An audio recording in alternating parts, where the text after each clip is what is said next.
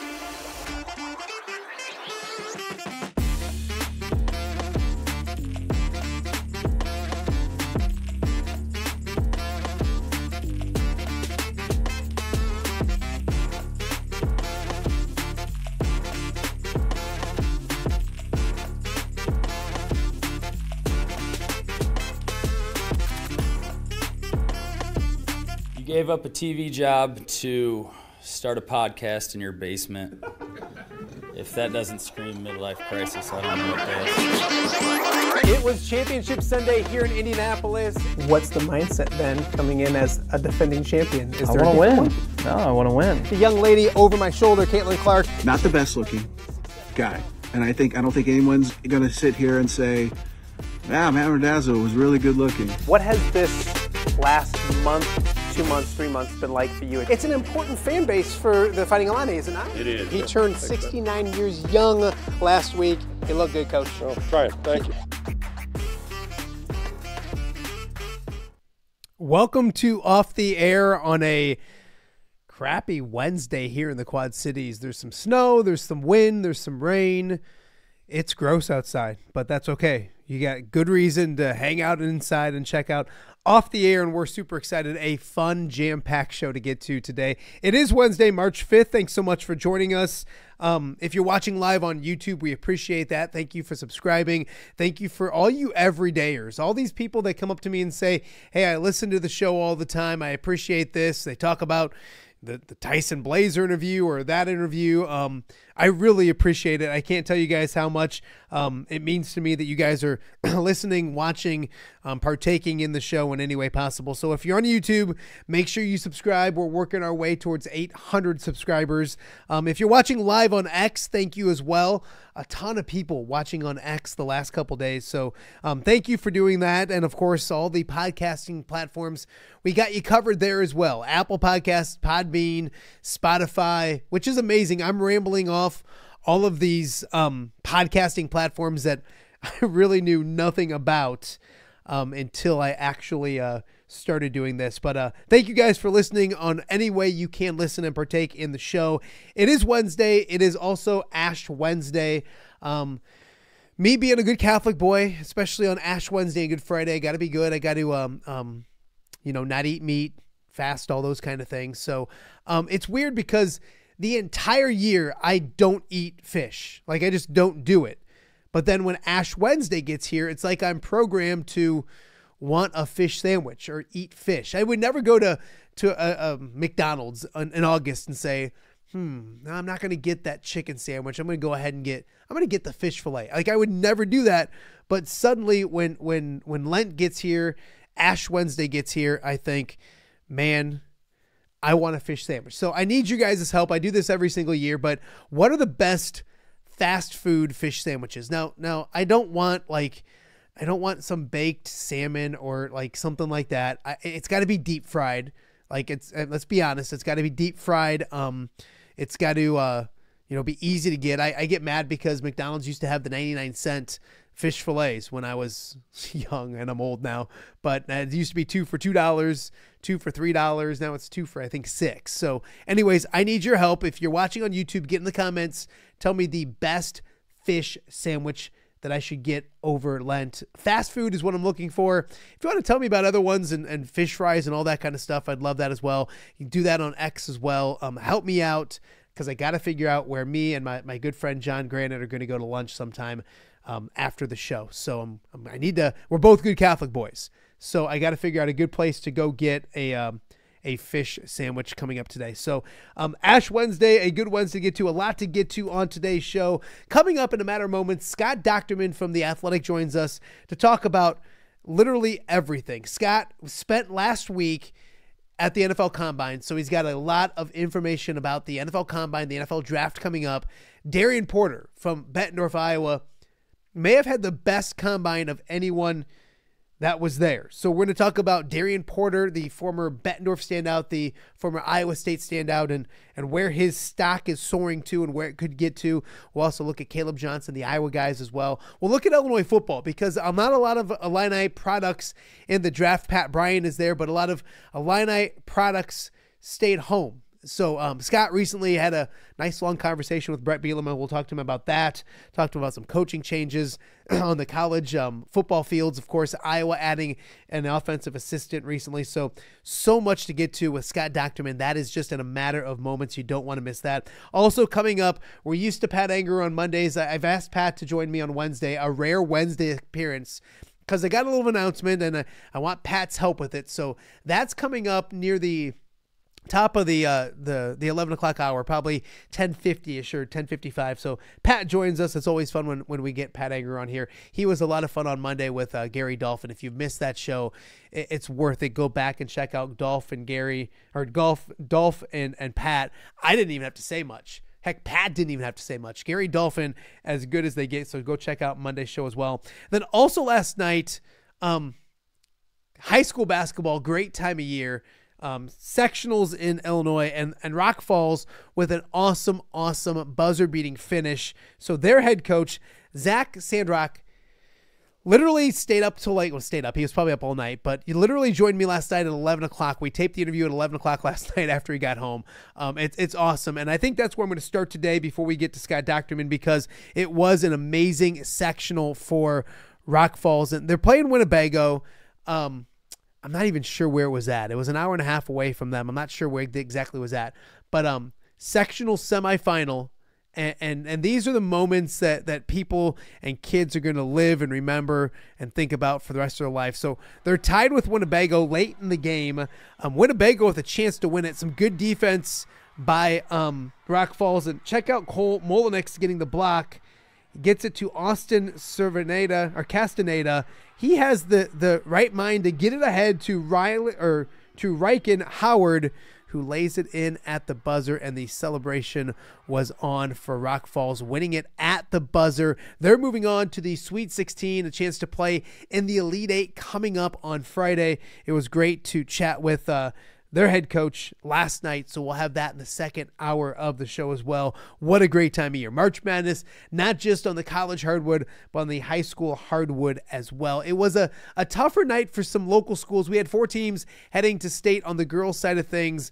Pleasant Valley and Davenport North fell in their quarterfinal on Monday. Yesterday, it was Central DeWitt suffering a buzzer beater and a heartbreaker, and also Maquoketa coming up just short as well. So fantastic seasons for all 4 of those teams. On the Illinois side of the river, on the guys' side of things, it was Rock Island seeing their season come to an end as well. We mentioned Rock Falls, a big victory. Sherrard playing tonight, so Princeton playing tonight as well. It could be Rock Falls and Princeton on Friday, so we'll keep you updated on the high school stuff as well. College basketball-wise last night, man, Iowa State, just when they thought they got back on track beating Arizona over the weekend, they went to double overtime against BYU in Ames. They end up losing to BYU in double overtime, and that is kind of where we'll start. We'll start today's show in Ames, Iowa, with a very familiar face. Well, we've got plenty to talk to with this young man right here, Scott Docterman of The Athletic, joining me. Doc, it's always great to see you. You're still in Ames. I want to talk to you about that for a second, because the lovely weather of Iowa. You were at the Iowa State game last night working on a story, kind of got stuck there. God bless the weather in Iowa, huh? It's always great, isn't it? Yeah, one day it's 60 and you look like, all right, maybe I need to, go ahead and get ready to mow my yard one of these days. And then the next day you're trapped in a blizzard named Iowa because the game goes into double overtime. If it would have ended like 15 minutes earlier, I think I could have gotten out of here because once between like Ames and Marshalltown, it would have been smooth sailing at that point. But I just couldn't get out of Ames. It was too rough. And I have to trade my Midwest man card. But I guess now that I'm in my 50s, I probably should err on the side of caution on those things. No, I don't blame you. And you were at the Hilton, and you just mentioned before we started that you're probably going to get home and be safe if it wasn't for double overtime. At Hilton Coliseum, Iowa State's been kind of up and down recently. Another home loss and in double overtime. A good BYU team, but your just thoughts overall on the game last night. Obviously, an entertaining, good game, but Iowa State on the short end once again. Yeah, that was it was kind of unexpected. It's senior day here. Iowa State's ranked number 9, and to lose to number 23 BYU. Early on, for about the last 8 minutes of the first half, they had 2 field goals, and then they really struggled the first 5 or 6, 7 minutes of the second half. So it was a kind of a tough game for them. And they got behind by 23 points. Then they came all the way back and took the lead. And that place was as loud as any place I've ever been. I do it a lot at Iowa at Carver, where I use a decibel reader. And the loudest I'd ever recorded there was Caitlin Clark's shot against Indiana a couple years ago, the buzzer beater, and that hit 119. Well, Curtis Jones' shot last night hit 120. Wow. And I'm like, holy cow, this is the loudest. And it's so deafening in there. And I'm on the floor and it's like, wow. And then of course they just couldn't get enough stops or, in this both extra overtimes. They fell behind by 4 points both times and was really scrapping. So, afterwards there was no thought of, hey, good job on the comeback from us. TJ Otzelberger was like, it's unacceptable. We're playing, we're this late in the season. We can't let our offensive woes impact our defense, which is kind of unusual considering the school I usually cover in Iowa in basketball. So I think they'll be okay, big picture, but I also think this is the type of team where they'll probably be like a number 3 seed in the tournament. They could get to the Sweet 16 or even the Final Four, or they could get bounced at a 3-14 game if they're not playing well. So kind of that unpredictability that is March, and the Cyclones certainly fit that description. Absolutely. A little basketball talk. Main focus is football, and I've got a lot to get to, but man, I just keep looking at that shirt. I even took a close-up so I could see that Detroit Lions shirt. Doc, I know you're a lifelong Bears fan. I got my Dan Campbell bobblehead right here. Are you coming closer to the good guy side? Talk to me, buddy. Yeah, I am actually. It's been brewing for a while. I always grew up a Bears fan, but I have this soft side for the Lions. I always did, because I loved watching them on Thanksgiving in the old Silverdome, and just kind of grew up as, I like their colors. I always liked Barry Sanders, even though they're a rival of my team, but I always had like this, they're not that bad. They're not the team up north or, Minnesota. But the Bears have just driven me crazy. They just, whether it's the ownership or just the way they've done business for at least 25 years has just been abysmal. So now that I look at the Lions, and I love Dan Campbell, who wouldn't? I love the way they put their team together. Of course, having 2 of my favorite players I've ever covered in Jack Campbell and Sam Laporta, who are completely different, but they're equal in their intensity. They're great guys. And I've gotten to the point now where I have teams that I root for, but I prefer to actually root for the players. I cover them, whether it's Iowa or Iowa State or anywhere in the Big Ten. You want to see them have good success. And the fact that the Lions, which is, as unfortunately all too well, been kind of a doormat for most of their, our lifetimes, that now that they're having some success, it's kind of fun to see. And I wish them the best. So. Well, I've seen that shirt. I've seen it. You have me ready to pull the trigger. I'm probably going to do it right after the show. That's outstanding. And somewhere, Chad Leistikow and Tom Kakert is throwing something at the television at you or their phone or saying, Doc, don't do it. Don't leave us. So I love that as well. Well, you spent last week extremely busy at the combine. Before we get into individual players, I want to ask you about Darian Porter from here at Bettendorf and the Iowa guys and all that kind of stuff. The combine itself, it's not your first one. You've gone to several of them. What was the biggest takeaway, or what were some of the biggest things that you took from Indianapolis last week? It's really been pretty similar in feel over the last handful of years, the way it's set up and everything. I think one of the things that I think big picture is that generally everything coalesces around a quarterback or two at the top of the draft. And this year, there is a lot of uncertainty there.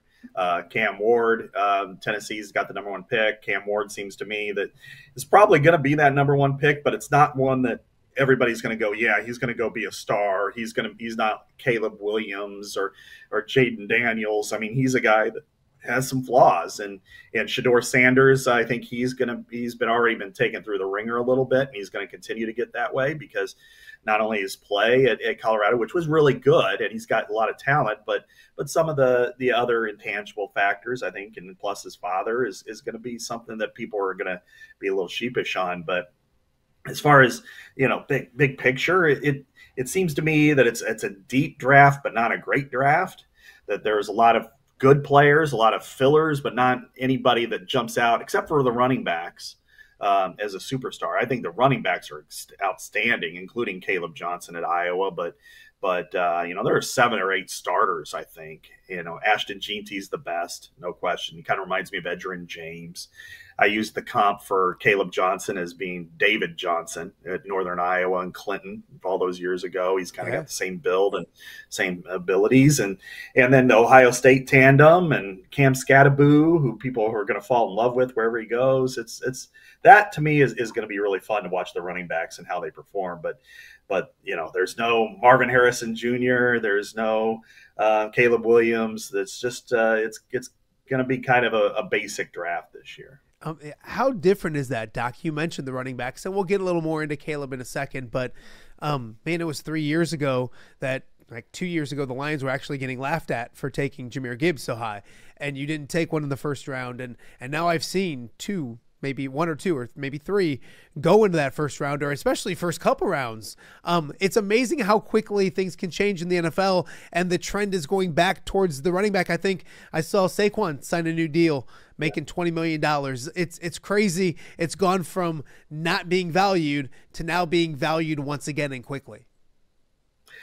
Everything is cyclical when it comes to the NFL, and it comes to different styles, and it'll be the same way when you start to get to college football as well. I mean, when it became a passing league, most of these defenses decided, let's go with a too high safety look, and let's try to prevent these big plays in the passing game. And then they're running 5 or 6 defensive backs. Well, the best way to counter that, if they're going too safety high, is run the football. And when you have Derrick Henry and you have Saquon Barkley, and you're just chewing up the defenses, then they've got to decide, well, we're going to go put 8 in the box, and then you pass. Well, nobody has really gotten there because they're more afraid of the pass right now. And so that's why the running backs are kind of coming back to life. As you said with Jahmyr Gibbs, I gave Detroit a bad grade on that one. And it wasn't because of Jahmyr Gibbs. It was because they drafted him at number 12 overall. Yeah. And I thought, oh my God, that's just too high, and because they traded down from 6 to 12. And I've had some Lions fans come at me, even now in the playoffs. And before, when I think it was the Vikings game, he scored a lot, and all of a sudden I had, is this you? And all this stuff, because I gave him a bad grade for that. And you can't win those arguments, but I would always like to say it's not because of Jahmyr Gibbs. It's because using number 12 on a running back, which in retrospect looks pretty smart now for them. I got to ask you, what grade did you give them? Because you just mentioned 2 of your favorite players you've ever covered all time were in that draft class. So you had to be a little biased because of those 2 dudes. Well, I gave them each individual pick. Okay. And I'll say this, that I gave the Bears a bad pick too. or a bad grade too. I gave him, it's knee jerk. I gave both the Bears and the Lions Fs for that, and it wasn't for. Now Darnell Wright was more for him because they passed on Jalen Carter, traded down one spot, and I'm like, Matt Eberflus, you need a 3 tech. That's what you said you need on your defense. He's your guy. And I think I'm proven right there. Yeah. As far as Jahmyr Gibbs goes, I just didn't think he was I wondered if he was a first rounder at all. Maybe he's number 25 or 26 on Dane Brugler's board at the time. And I thought, well, you're picking him at 12. But, I know with Sam Laporta, the Cowboys were strongly considering him late in the first round. Oh, wow. In fact, they thought they were going to take him and they didn't, which was kind of a surprise. And then the Lions did, which was like one pick before the Raiders took Michael Mayer. Yeah. And there were people saying, well, why would you take Laporta when Michael Mayer is there? Well, as we've seen, Sam's a pretty good player. Yeah. So pass catcher, blocker, locker room guy. I mean, he's got the whole thing. So, but people are wrong and right on the draft all the time. If you were right all the time, I'd be running a team. Exactly. Which you should be. Scott Docterman joining us right now from The Athletic. One guy that really showed out in Indianapolis was a local kid, Bettendorf's own Darian Porter. And I remember covering Darian at Davenport, catching touchdown passes from Carter Bell and really fast state champion at track. And then he kind of didn't surface at Iowa State for some time. Then all of a sudden, here he was this year getting an interception or two against Iowa, playing really well. I started hearing rumblings of, being drafted and drafted pretty high. Boy, he went to Indianapolis, and with his size, he blew people away with how he tested. Talk about Darian Porter and what he did for himself last week in Indianapolis. Nobody probably made more money in Indianapolis than Darian Porter. And, when you look at his kind of career arc, and I remember, if I remember right, Iowa didn't really recruit him at all. Iowa State was pretty heavy on him. And then he goes there as a receiver, didn't quite pan out at that position. Then he moves over to the defensive side of the ball. He was mostly a special teamer and a really good one for most of his career. And then this year came back for the 6th year. Had a really nice season, as we said. You mentioned the 2 interceptions against Iowa that really kind of cemented him as a true cornerback. But then you look at what he did in Indianapolis. I mean, he's 6'3", and he's long-armed, and to run a 4.30 really turned heads. And then when you look at his 10-yard split, which I think is just as impressive, if not more, for a 40, 1.49. So you're 6'3" and you run a 1.49. Most of the time it takes you time when you're bigger to get to that type of a speed. So just a tremendous combine for him, because now teams will look at him and say, yeah, he can play bump and run. He can play man. He's got that type of thing.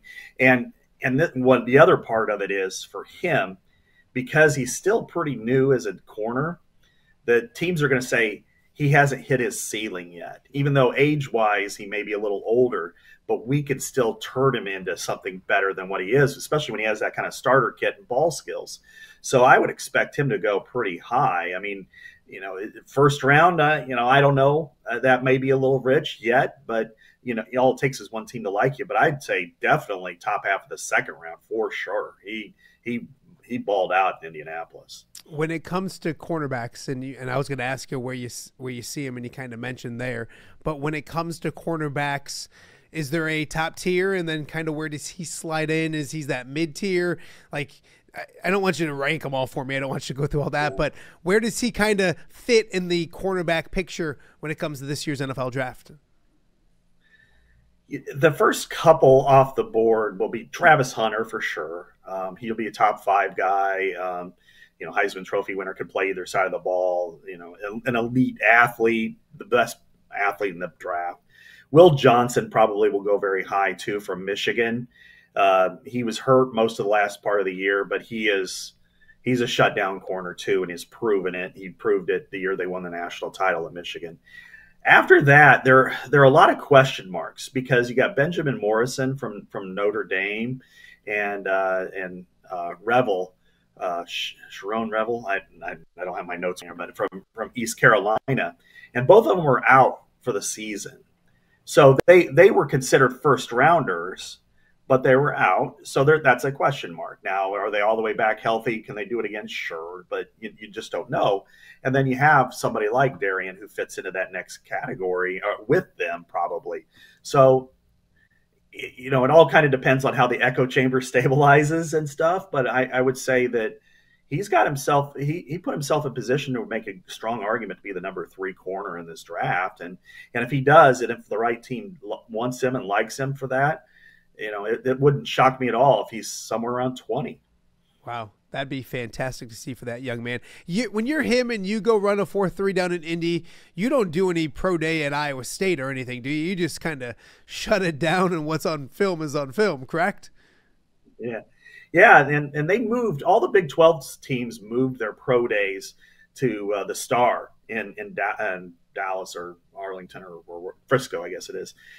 So it's kind of neat how they do it. All 16 teams now meet there rather than have individual campuses. If you're him, you go there and you meet with teams. Yeah. You do not. I'm good. No need to go out there and run a 40 and run a 4.38 or accidentally tweak a hammy.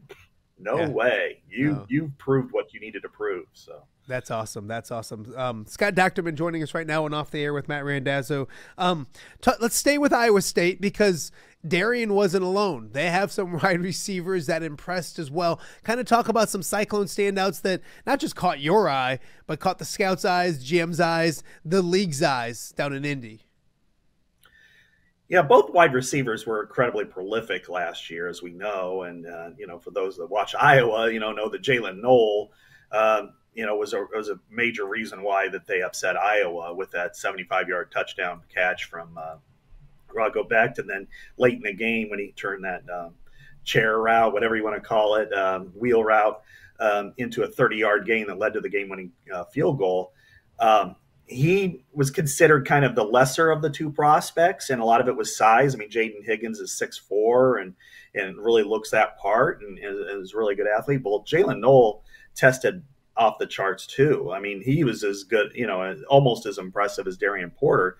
Had like 41-inch vertical, was number 2, I think, overall in that. His broad jump was good. So it shows explosiveness, which he's had. It shows his speed. He had great speed while he was there. And overall, just and then his workouts, I think it was at the Senior Bowl, were top shelf, and people were kind of raving about him there. So when you can, and that's really what the combine is for a lot of these players. It's not, you don't really turn somebody who's a nobody into somebody, because that era is over with. People have just moved on past it. But what it does is it validates, reinforces, adds question marks. It's kind of that buffer area. And so for Jalen Knoll, it's more of a, okay, we already like this guy, but now that we know that he's this athletic, we're definitely in the second round range with him. And that's where Jaden Higgins is as well. So the Cyclones, which, went 50 years without first round picks until Will McDonald, it wouldn't surprise me at all if they ended up with, certainly 3 in the top 2 rounds and maybe 3 in the top 50. I mean, picks overall, because of both those wide receivers are NFL guys and the very worst second night guys. Let's go to the Iowa City boys. Go to the Iowa Hawkeyes, and Caleb Johnson is part of that really deep running back class, which is funny because I think if you look at some years, Caleb may be one of the top 2 running backs, but because of the depth, he's slotted in that top 5 somewhere and all those kind of things. He goes to Indianapolis. What did you expect him to run? He ran a 4.56. What was his goal? And did people look at that and say, whoa, he's too slow? What was the reaction, I guess, of the 40 time for Caleb Johnson in Indianapolis? I think there was a little bit of overreaction that they thought it was too slow, that he wasn't it wasn't as high as they expected. I think I expected sub 4.5, maybe like 4.49. So he's a little bit slow there. He'll get a chance, though. He will make it up at his pro day, and I'm sure he will hit sub 4.5. It's a time, but it's not a bad time. It really isn't. And for what he does now, if he was a slasher or if he was a 200-pound back, that would be concerning, because you're using your speed. If you're a Jahmyr Gibbs, for instance, that's not the time you want to run. But he's different. He's a bigger back. He's more physical at the point of attack, and 4.56 is not slow. I mean, that's pretty good. So I think in his case, if he can, probably improve upon that a little bit at pro day, the tape's there. He can play, like you want him to play. It's really about kind of picking the player that you think fits your offense the best at that position group. I mean, Omarion Hampton is fantastic too. He's from North Carolina. I saw him in the opener against Minnesota. He's a terrific running back. If you pick one of them, Caleb Johnson or him, you're okay. It's just a matter of which one kind of fits. And if you want a grinder, if you want somebody who's a little bit more of a, heavy duty guy, then I think that's probably where Caleb Johnson fits. So are you looking at Caleb as, running back 1, running back 2, or not 1, but is he 2, 3? Is he that next discussion after Genty, and kind of how do you rank out those top 3, 4, even 5? Yeah, I would put, there's like 7 that are in a pretty good category for me, and I would put him somewhere between 2 and 3 is probably my thought. Hampton and him, and again, it's kind of a matter of what are you looking for, and that out of that group. And so, if you want a running back, like you need a pounder, and I think he'd be my number 2 guy. If you want somebody who's got a little more wiggle to him, a little more quickness to him, he's probably not in that category. I would probably put Hampton there, but then you go down the line. I mean, Trevion Henderson and Quinshawn Judkins, from both of them from Ohio State, are outstanding running backs. Cam Skattebo, he's the kind of guy that, like the Bears. There's a lot of Bears fans who are enamored with Caleb Johnson, and then I'm trying to like mentally picture how does he fit with a Ben Johnson offense, if it's the Ben Johnson offense that he ran in Detroit, and I'm like, yeah, he could be the David Montgomery role, and he's probably better at it than David Montgomery is. But you'd probably want to pair him with somebody else that has more of the electrifying speed. I don't know if you find a Jahmyr Gibbs, but somebody like Jaden Blue late in the draft from Texas. It's just a faster, more pass catcher. And then Dylan Sampson from Tennessee is probably my 7, but most years he'd be about a 3, and in most drafts. Yeah. Talk to me about those comps, because you mentioned David Johnson earlier in the show, and I was like, well, I never had thought about that, but it makes, I started thinking it makes a lot of sense. The Montgomery one is the one that I've always heard and kind of makes sense. He's your Monty, and maybe Swift is the Gibbs. I don't think he's nearly what Gibbs is. Maybe a few years ago he's Gibbs light, but are those the 2 comps that you have for him? And kind of explain the David Johnson one, because I think local guys, especially in our area with the Clinton tie, can see that as a useful tool. He just seems so patient. I don't know. Kakert never like agreed a lot with me on this, but and I'm thinking of the Pittsburgh running back that just recently James Conner? No, the one right before him. Taller, patient back. I'll think of him. But anyways, Shady McCoy. No, I'll think of it. Gosh, good on me to come up with an analogy and not know the name of my own analogy. But talk about the David Johnson comp, or just, you mentioned some of the comparisons. Kind of expand on that a little bit. Yeah, I think with David Johnson, you look and you see, first I look stylistically, and then you look at size. And then you look at all the other factors, which would be testing numbers, and watching David Johnson play a couple of times, play against Iowa and other teams. Their build is almost identical. I mean, 6'1"-ish, 225, angular build, really good athlete, great speed, the way they play, the way they hit, and I think that to me is the one that kind of rose to the top. I also thought of Larry Johnson back in the days, because I did cover the Chiefs for 4 or 5 years, 6 years, something like that, back in the early 2000s. But Larry was a little bit heavier than Caleb, probably about 10 pounds. So it's probably a little more apt with David Johnson. And at one time when I was talking to Kirk about excuse me, a lot of different players and things, he was one that I said, so was that your biggest miss? And he said yes.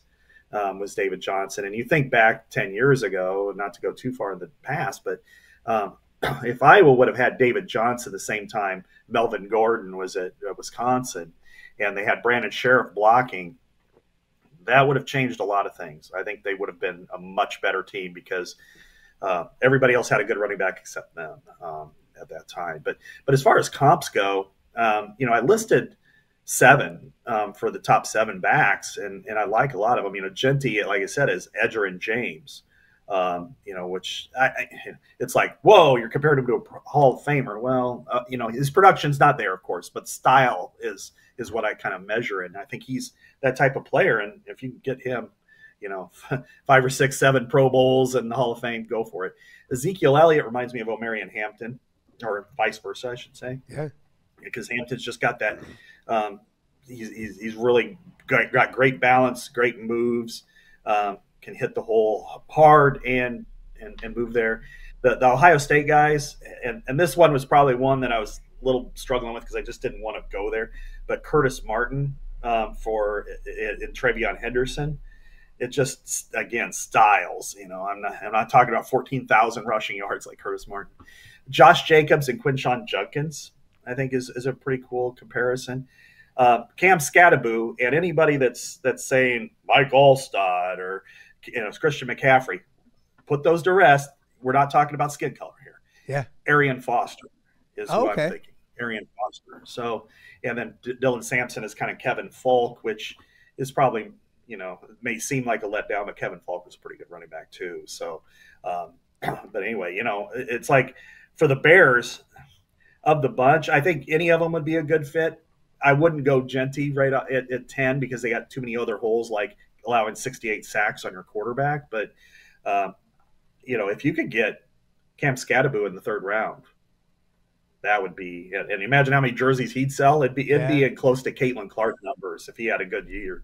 And I feel like Ben Johnson would do a good job with him. I think he'd be creative with him. I think he'd find plenty of things. You saw how versatile he was at Arizona State, so that's actually very interesting as well. Last thing on the draft, I got some other things I want to talk to you about, but I want to hit on those Illinois guys. And recent years when you've had a Johnny Newton and Devin Witherspoon, like you've had top tier guys going in the NFL draft.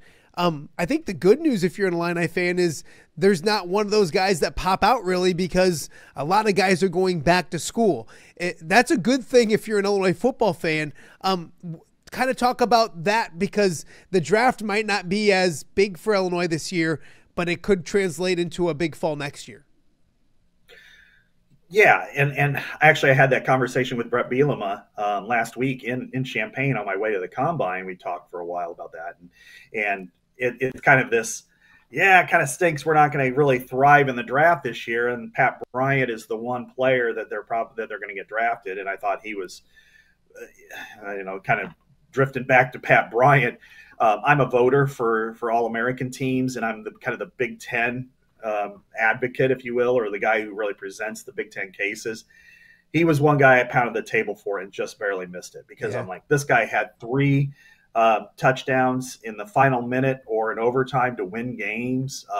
Big time player. The Rutgers play, it shouldn't get overshadowed. That is a tremendous of a player we saw all year. He's going to be drafted, and he should be drafted. If you get him later than the 3rd round, you stole him. But for the Illini, it's even better because here's what you've got. You've got 16 returning starters, primary returning starters, and then you've got a couple others who started 6 or 7 games last year. You've got your quarterback, who's probably, I put him number 2 in the Big Ten as far as returning starters, behind Drew Aller. You've got a left tackle, J.C. Davis. You've got one of the best pass rushers in the country in Gabe Yakus. You've got your premier cornerback, who would have been a draft pick, in Xavier Scott. You throw those the 4 core positions, and then you supplement it everywhere else. They got a 3-headed monster at running back. I told Brett it kind of reminded me of one of his Wisconsin years when he had John Clay and James White and Monte Ball. I said, I'm not putting them all in that category yet, but that kind of the style kind of is in there. Really, there's only 2 positions that the Illini are kind of they got to grow this spring, and that's defensive tackle and wide receiver. And you can compound that with one of the more advantageous schedules in the country and in the Big Ten. And this team is legitimately a playoff contender. Now, do they get there? That's the other part, which I'll write this spring, is every time Illinois has seemingly got to that point after a good year, they've fallen right on their face. And they've done that for 35 years. So it's possible. But they also have Brett Bielema now, and they also have this veteran and the way they play and the schedule, which they never really had to worry about before. I mean, Ohio State's the only team on the schedule you're going, yeah, that's going to be really tough, even though it is in Champaign.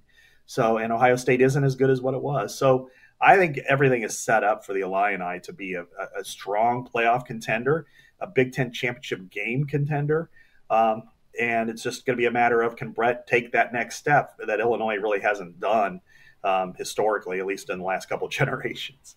Doc, I look at what Brett's done down there, and I can't remember in my lifetime where Illinois has been, I don't want to say relevant because that's not the right word, but he's made them must-watch football. And some of it's the goofy stuff, some of it's the calling out Jim Harbaugh, some of it's the bowl game and the sideline stuff, but that's good. Yeah, that's sometimes any type of attention is good attention. And he's not doing anything elite. You know what I mean? He's not like he's way out of bounds, but he's given Illinois an attitude that I don't think, or a personality, that program, a personality that they haven't had in my lifetime.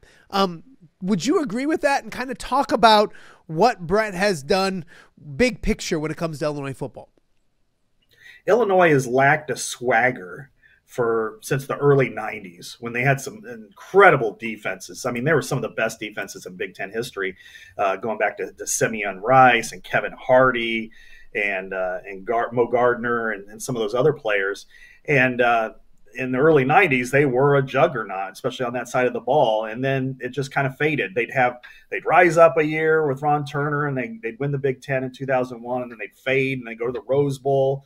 And then they return everybody, and then they fall apart the next year. Brett has a proven track record. He has, he has a style of play that works. Physical line of scrimmage play.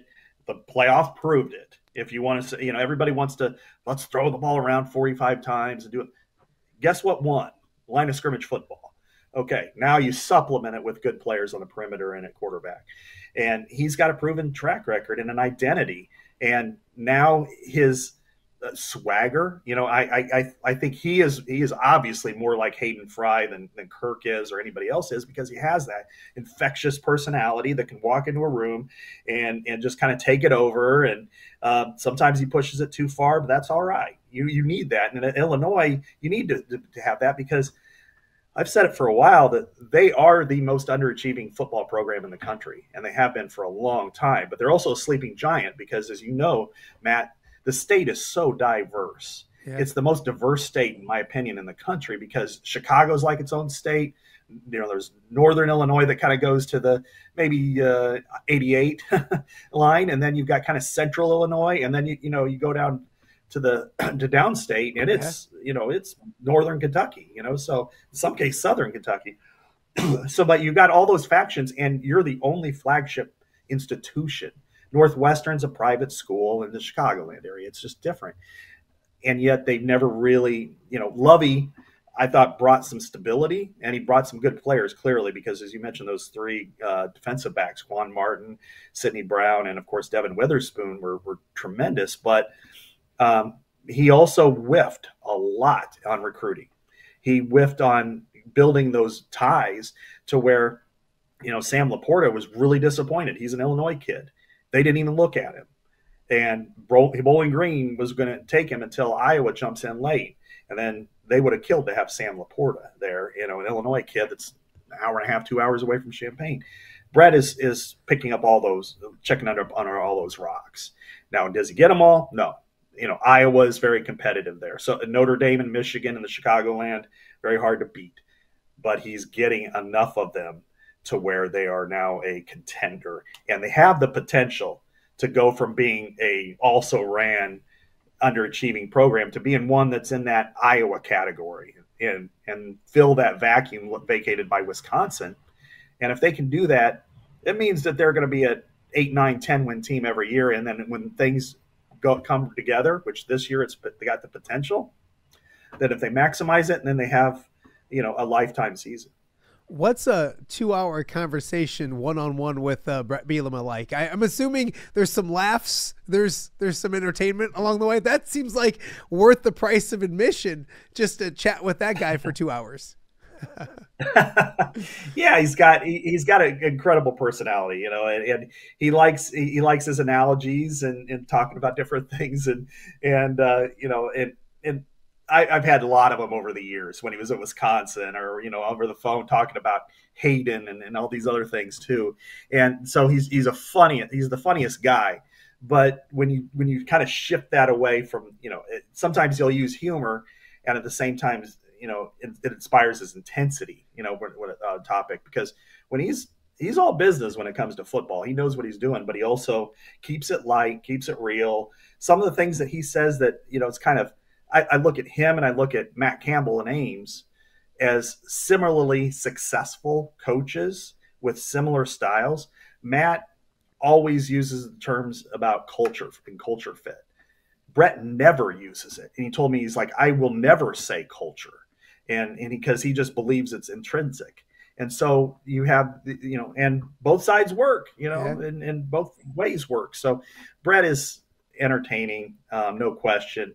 He's fun to be around because he's not afraid to poke the bear. He's not afraid to go after a Harbaugh on Twitter. He's not afraid to one-up Shane Beamer in a game. But you know what? That worked, man, because when you set the other coach off like that, it changes his thought process and brought a little swagger to his own. Yeah, no doubt. A couple more for Scott Docterman from The Athletic. A few coaching moves recently. Iowa adding an offensive assistant, Warren Ruggiero. I'm hoping I'm getting the name right.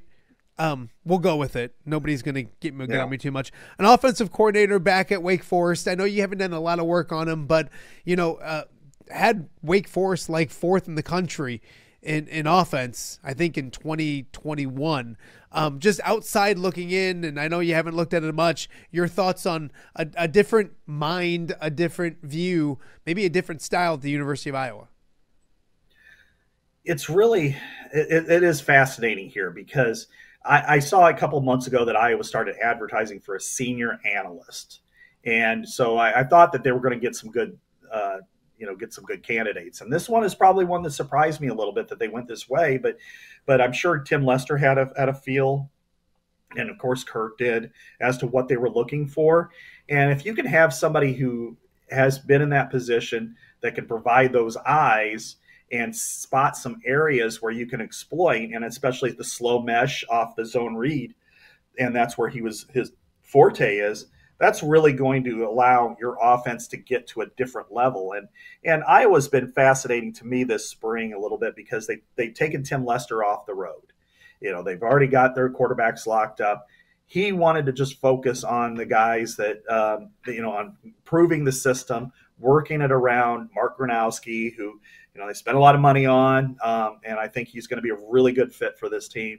And it makes sense. And now you can, and like all schools, I talked to Illinois about this too, is that they're pulling like their coordinators off the road and sending on like analysts or general managers, people who are probably better at the recruiting game anyway, and not, and sometimes you want to graduate off that travel if you can. And I think, bringing in him, Ruggiero, I'll have to, I don't want to butcher the name too much, but bringing him in with Tim Lester and being able to kind of formulate that game plan, structure the offense, provide a little bit, hey, if you could, here's what we're looking at in the slow mesh and kind of play off one another. and you've got a quarterback who can run it because he's really good. And once his shoulder is healthy, the labrum gets completely healed. He's going to be as good of a quarterback Iowa's had for their offense at minimum since Nate Stanley. And if not, you might go back further because he's a legitimate NFL draft candidate. We might actually see more touchdowns scored this year than we have in a while. Yeah, no, it should be interesting. Last one for you. Dylan Doyle, this morning, I believe, got named an offensive assistant at Central Michigan. Of course, the tie here locally, Matt Drinkle, a Bettendorf product. I think he's going to do great things going from Army as the offensive coordinator to Central Michigan. Also, Rusty Van Wetzinga just transferred from Iowa, another local product, up to Central Michigan. But you look at that family, and we're not going to get into everything that happened and all those kind of things. But those boys and everything I've heard or talked to, however you think of Coach Doyle, you think those boys, and you got Declan at the Bears now as the offensive coordinator, and now Dylan. I've heard nothing but great things about the kids and good coaching tradition in that family as well. Knowledge of the game. Just your thoughts on Dylan landing a college gig at Central Michigan. Yeah, if you want to say if anybody really suffered after the whole 2020 thing, Dylan was one of them, probably at the top.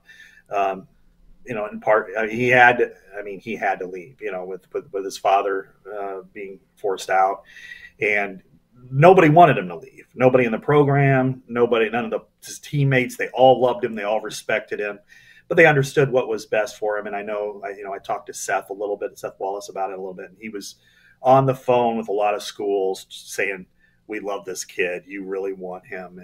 And he's always been, intellectual, hardworking, tough, played both sides of the ball at Baylor, linebacker, fullback. Declan was a better baseball player in high school than he was football player, at Iowa City West. And that's a real fast rise that he got there, but still a great one. And not to talk too much about Chris, but I had a long conversation with him last spring.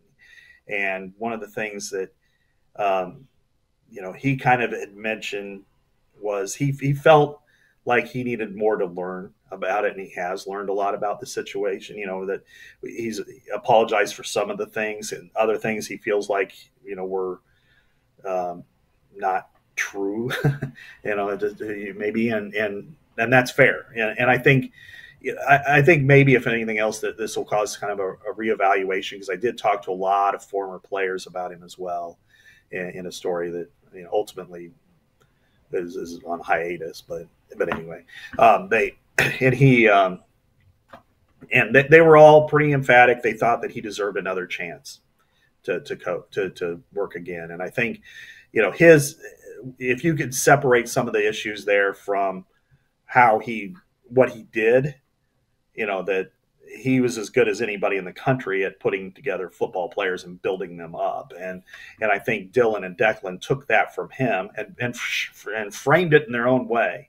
And now are, a couple of the greatest, examples of what you can do with hard work and perseverance. And it's not because of their last name. It's because of what they did. And I think Dylan will have a tremendous career coaching, whether it's with football under Matt Drinkle for a while.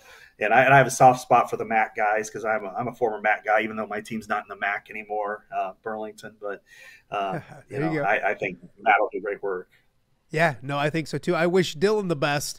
I hope Declan, fails miserably for the next 3 years in Chicago and then lands on his feet and does great things after that. If that's okay. I know that's mean to say, but I mean it in the nicest way.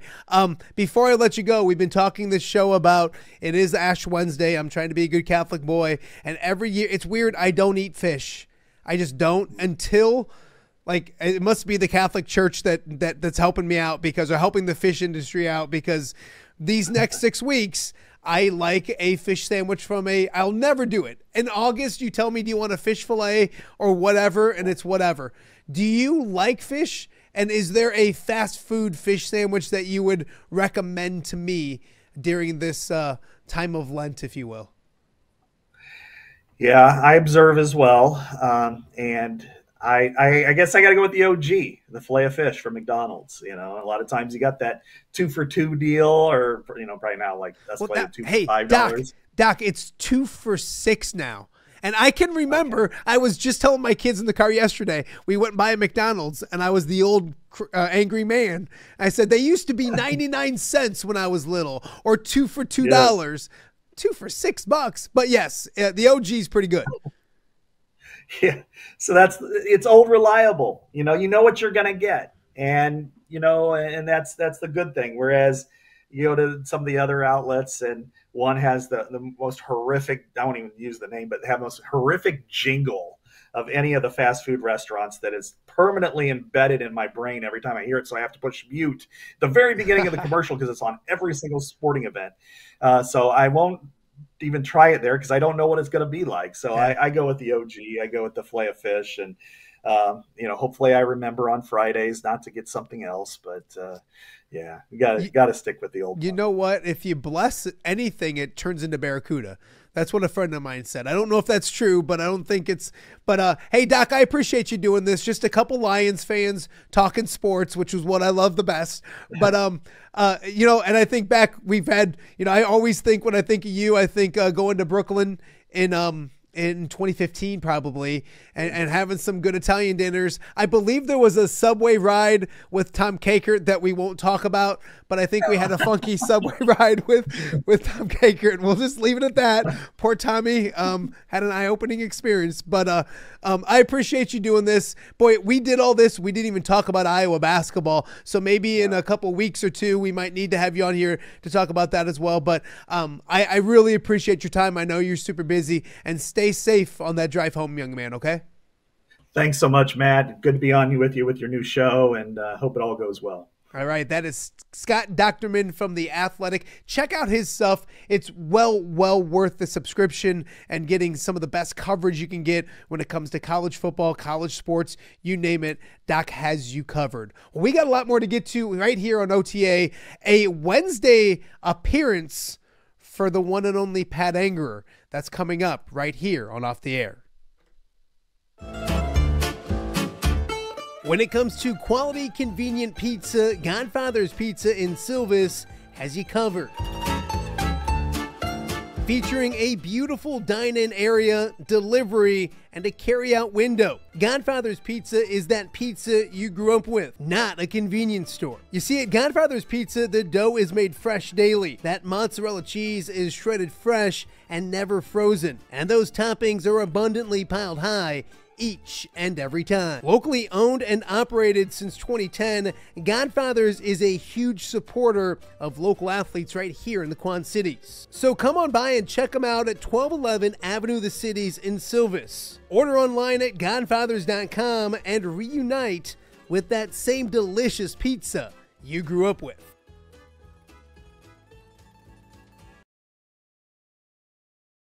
Hello, Dan Pearson here of FCA. Our team is thrilled to support Off the Air with our good friend Matt Randazzo. We share the view of the power of sport when it comes to relationships, including the influence of the coach. FCA believes the coach is the most influential person in America. Matt celebrates local coaches and athletes. His content is informational, insightful, and inspirational. Our Fellowship of Christian Athlete team loves partnering with Off the Air with Matt Randazzo while we engage, equip, and empower coaches and athletes in our 23 counties. FCA, the heart and soul in sports. View from the West, the podcast covering Illinois high school football. It's going to be a hard-hitting game. It's going to be great football. Weekly analysis and reaction from around the western side of the state of Illinois. This is the game we had circled when the year started. Follow along on YouTube and subscribe wherever you listen to podcasts. It's big-time football out there tonight, and I know we can play big-time football. View from the West. We got you covered.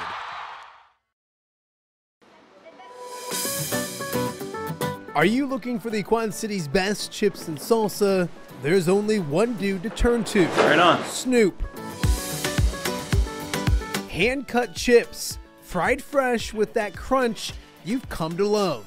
and the most addicting salsa with delicious fresh ingredients each and every time. Pick up your chips and salsa, queso, enchiladas, and much more at the Stern Center in Rock Island. To place your order, simply call the man himself. It's Snoop at 309-314-8197 and find out for yourself what the rest of the Quad Cities already loves.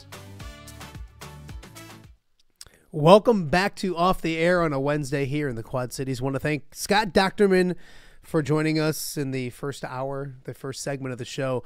Boy, we got a lot to get to with Scott Docterman, and we didn't even talk about basketball or Iowa basketball or anything like that. So that was a ton of fun. But what also is a ton of fun, actually, I think this was Pat Anger's nickname in college, was a ton of fun. But I forgot to change the name underneath the screen. Hold on.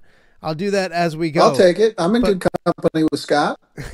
You, my friend, are no Scott Docterman. Scott Docterman looks much healthier than you look. Pat Angerer joining us on the show. Hey, did you see our new sponsor, Godfather's Pizza? Dude, I'm starving. First of all, you've got the Godfather's, which is the greatest, and then it goes right to Snoop's.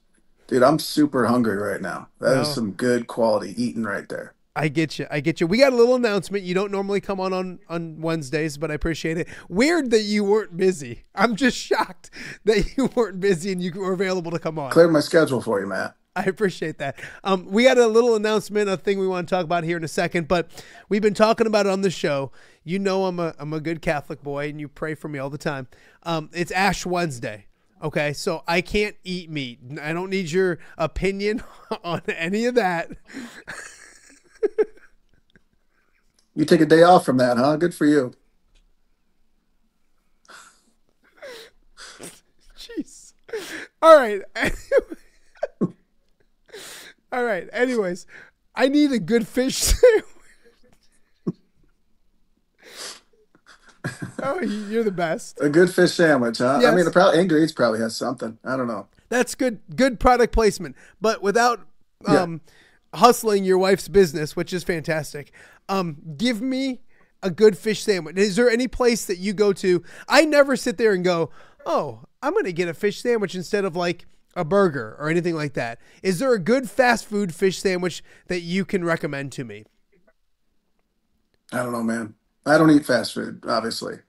Look at me. You're a Greek god.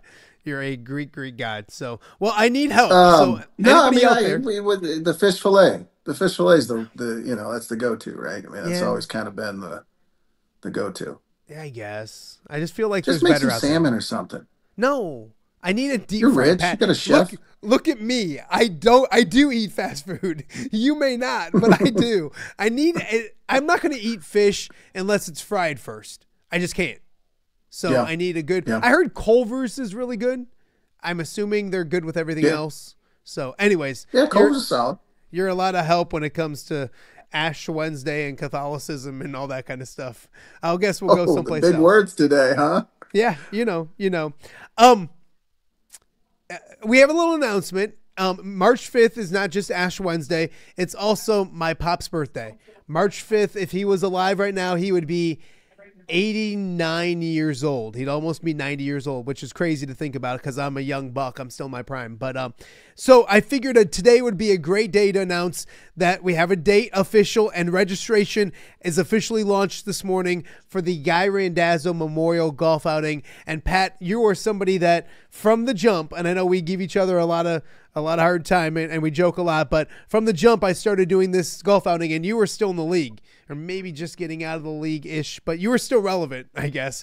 But you were the first person to jump on board and say, yeah, I'd love to do it. That's awesome. And you've been there most of the years, at least for a couple holes. But recently you've been there a ton. And I appreciate you doing that because it's helped out the outing a lot. We've raised a ton of money for a great cause. And so I figured I'd have you on here to talk about it because we won 2 years ago, and it's a pretty good time, isn't it? Oh, it's the greatest. It's I think it's one of the few things that keeps most of us alive. It gives us something to look forward to. It's the best, and it's a great crew. It's a good environment. Nobody cheats. At least we don't cheat. I know Ever. that for sure. Never cheated. Never got a golf cart stuck in a sand trap, anything like that. Nothing bad's ever happened, but it's just a really good time and good people. And you put together a hell of an event, man. And I highly recommend getting a team together and going if nobody's been before. It's a good one. Yeah, it's been a lot of fun to do. My sister, who helps out with it, is trying to encourage me to stop golfing and kind of be around more to do other things, and that's never going to happen because I got to be part of it. Nope. The date is June 14th. It's at Highland Springs Golf Course in Rock Island. I mean, Pat's there every year. Joe Conklin's there every year. Jake Gervais has been there in the past. We're trying to convince Gary Dolphin to hang out with us this weekend or this year. In recent years, we've done an Iowa-Illinois challenge where we've had an Iowa team of football players and an Illinois team of football players. First year, Iowa won. Last year, Illinois won. Cole Rusk and company came down and did that. Luke Altmaier was with them, QB1. So we try to get everyone involved. And Pat, being out on the course, it's not just about golf. Although we're elite golfers, there's something all over the place, a basketball hoop, all that kind of stuff. I thought we were going to get in a fight. the first year the Illinois players he was still in shape, and we're not. No. And yeah. He's fiery. Jake Gervais is fiery, if you didn't know that. But all He's those assumption guys are. All those assumption guys can get fired up. But no, it was funny because you mentioned Matthew Bailey captained the team, and God bless him, he showed up, and it was him and 3 other defensive backs, and they had one set of golf clubs to share amongst the 4 of them. They had never golfed, and they probably took a little bit of time. And I think Logan Lee's team that year beat him, and then last year it was Cole Rusk and Luke Altmaier and a bunch of Illini players beating, I think Ortworth was here, Rusty Van Wetzinga captained the team, but there was talk of cheating, which was disappointing because yourself and myself, we have such a high moral standard that just bringing cheating into an outing that has my dad's name on it is frustrating. But rumors had it there was cheating last year. Yeah, I mean, I would assume we didn't, obviously, and I know you only cheat on your taxes, so we would never cheat in golf. And I do want to say something about those, the college players coming by. Like, it's a really busy time for them. They're training. They're doing. It's not like Iowa City and Champaign are close. Props to them for taking the time out and doing that. That obviously says a lot about you, Matt. You must have paid them or bribed them or something. But all of the above. For both those schools to do that is pretty special, and it says a lot about those young men. Yeah, the last 2 years, Brock Harding and Owen Freeman had been in a camp until noon. I think the event starts at 1. They got out early and hustled down to show up just at tea time. And so I tried to pay Brock one year, and Scott Harding told me he'd break my legs if I ever gave his kid any money, which I appreciate that as well. So, so that was pre-NIL, I think, too. Yeah, so now you were doing some illegal stuff. Now they rolled in with. It's funny you mentioned that because one of the first years I did this, Ethan Happ was at Wisconsin, and he's like, "I'm in. I'd love to come." He was just like Big Ten Freshman of the Year, and so I mentioned it on a few Facebook posts that he was coming. And he gave me a call and he's like, "Hey, Wisconsin saw that you were using my name to that I'm not going to be able to do it." And now it's the Wild Wild West. We can do whatever. All those kind of things. So, so you're going to see tons of people. I talked to Shelby Kluver from WQAD. She's going to be working out at one of the golf course contests out on the course itself. You see familiar faces, James O'Hare, all those guys. So it is a ton of fun. It's June 14th. 1:00 shotgun start. If you want to sign up, we'll put it all over social media. But Guy Randazzo Golf, we filled up the last 3 or 4 years. So come out, join us. I believe Pat's already in, but I think we lost Jake this year. Yeah, he's a big timer. But, he's got his camp and he's got a bunch of stuff he's got going on. So I do understand. He's at a busy point in his life. His kids are young. Our kids are old. They don't want to hang out with us anyway. So we're in a little bit of a better position to get away on a weekend. And our wives don't like us at all, so that's even better. And it's Father's Day weekend. So, it's a great opportunity that if your dad's a Hawkeye fan or a golf fan in general, or the Illini will be well represented. So if you're a sports fan in general, come on out, enjoy it, all that kind of stuff. And last year we didn't do so good. What was it about last year and 2 years ago that made the difference? How do we go from winning the damn thing to not doing as great? Do you have any idea? Well, Joe got nervous last year, and Jake Gervais cheated the year before. So that's, it's the assumption, kids. That's what it is. I tell you, Highland Springs, they've had a recently new clubhouse. It's a really, really nice clubhouse. It's a great golf course. They do a really good job putting it together, and there's some booze there that you can buy. Rumor has it that's your thing. Well, and we have the basketball hole on number 7. You can go through, and that's where the chips and salsa is too. It is. So they let us do a ton of fun, dumb things, and there have been years that I've been overserved by the time the outing starts, which just always makes for a long afternoon. But that was the year we won, so that's even better. So, Pat, I appreciate you doing this. If you guys want to join us, we'd love it. Jump on to GuyRandazzoGolf.com. He would turn 89 years old today, and it's funny, Pat, I've told you this, but he'd probably hate this. He'd love the fact that we're raising money for a great cause, but he wasn't like me that loves attention and all that kind of stuff. He was just a chill dude, the best of the best, the goat of the goats. So we wish him a happy birthday. We thank you for coming on and being inappropriate at the start, but then kind of fine-tuning things. I didn't say anything. You mentioned something about meat, and I still don't know what it means. That was you. But eventually I'm going to have somebody explain what you're talking about, and we can move on from there. So are you going to, do you work out with Brett today? Will you see Mr. Greenwood? No, they're on vacation. They're on vacation today. They didn't take you with? No. Yeah, probably smart. I don't blame them. So anyways, we'll see you next Monday. We love you. I love you too, buddy. You're a good man. Your dad will be proud of your ugly butt. I appreciate that. That is Pat Angerer, always helping the cause, if you will, here on Off the Air with Matt Randazzo. So please join us. The Guy Randazzo Memorial Golf Outing comes your way June 14th. Head right now. Stop what you're doing. Keep watching, but stop what you're doing. Go to GuyRandazzoGolf.com. Find a foursome. Sign up today and enjoy a great day of golf. We'll probably do this show from the golf course on the Friday before, and then we'll probably get around to golfing and all that kind of stuff as well. So that's the plan. But please join us, and happy birthday, Pops. I gotta swing by the cemetery today and wish him a happy birthday. So we got a lot more to get to. We talked about the high school basketball and the buzzer-beating thriller for Rock Falls last night. We'll show it to you, and then we'll also be joined by their head coach, Zach Sandrock, who we chatted with about 11 o'clock last night. So he was feeling it. He was pumped up. He was fired up. It was a lot of fun. We got all that and much more to get to. And as Pat mentioned, we want to thank our new sponsor to the show, Godfather's Pizza, right here in the Quad Cities. Andy Furman, fantastic human being. And go check them out in Silvis. So we will be right back right here on Off the Air on a Wednesday. When it comes to quality, convenient pizza, Godfather's Pizza in Silvis has you covered.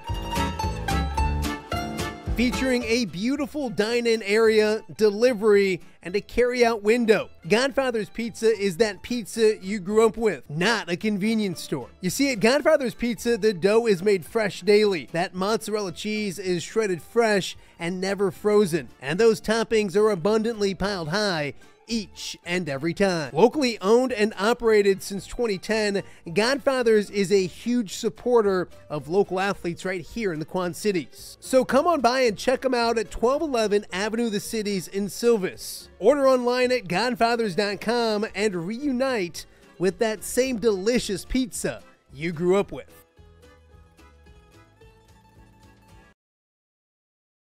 Hello, Dan Pearson here of FCA.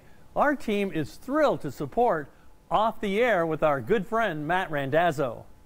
We share the view of the power of sport when it comes to relationships, including the influence of the coach. FCA believes the coach is the most influential person in America. Matt celebrates local coaches and athletes. His content is informational, insightful, and inspirational. Our Fellowship of Christian Athlete team loves partnering with Off the Air with Matt Randazzo while we engage, equip, and empower coaches and athletes in our 23 counties. FCA, the heart and soul in sports. View from the West, the podcast covering Illinois high school football. It's going to be a hard-hitting game. It's going to be great football. Weekly analysis and reaction from around the western side of the state of Illinois. This is the game we had circled when the year started. Follow along on YouTube and subscribe wherever you listen to podcasts. It's big-time football out there tonight, and I know we can play big-time football. You from the West. We got you covered.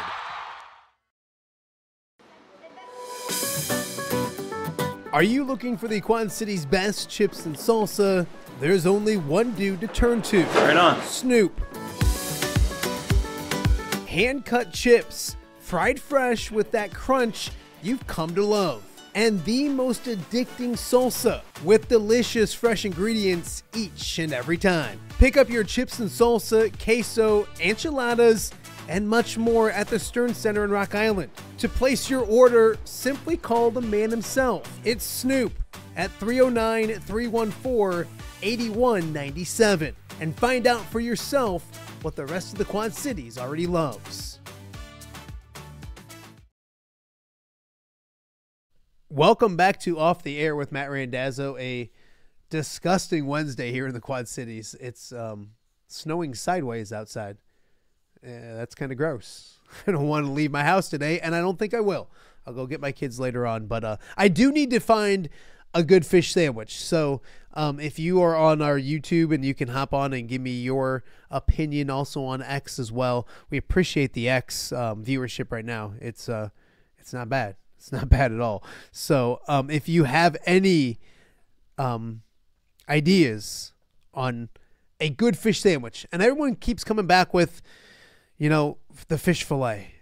I'm not going to pay $6 for 2 fish fillets. I'm just not going to do that. So help me out with that. It is Ash Wednesday for all you fellow Catholics out there as well. It's been a fun show. Scott Docterman started things off talking everything, including the NFL draft. He spent his week down at the Combine last week, and he mentioned it. There's no guy that helped himself more than Bettendorf's Darian Porter. That's awesome to see. So we want to thank Doc for coming by. Also, Pat Anger, they're here just a little bit ago to make me laugh uncontrollably, but also to help me unveil that June 14th is the annual Guy Randazzo Memorial Golf Outing at Highland Springs Golf Course in Rock Island. If you're interested, head to the website, GuyRandazzogolf.com. Get yourself signed up. It's going to be a ton of fun once again this year.